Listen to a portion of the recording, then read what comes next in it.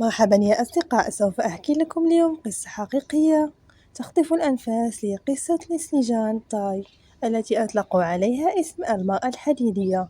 قصة شجاعة وكفاح ملهم لكل واحد منا.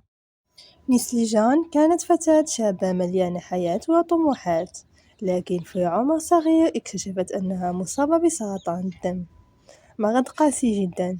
بدخولها لعالم من الألم والمعاناة، كان العلاج طويل وصعب، وجلسات الكيمياء كانت تنهش جسدها وروحها.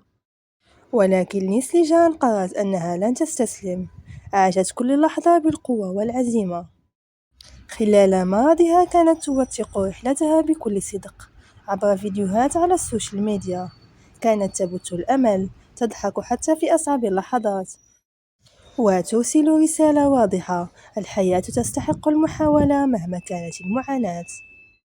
الفيلم لا يحكي فقط عن قصة مرض، بل يغوص في تفاصيل شخصية نيسلي جان، حبها للحياة، دعم عائلتها، أوقات الألم والضعف، وكيف كان الإيمان والروح القوية عندها سلاحها الحقيقي.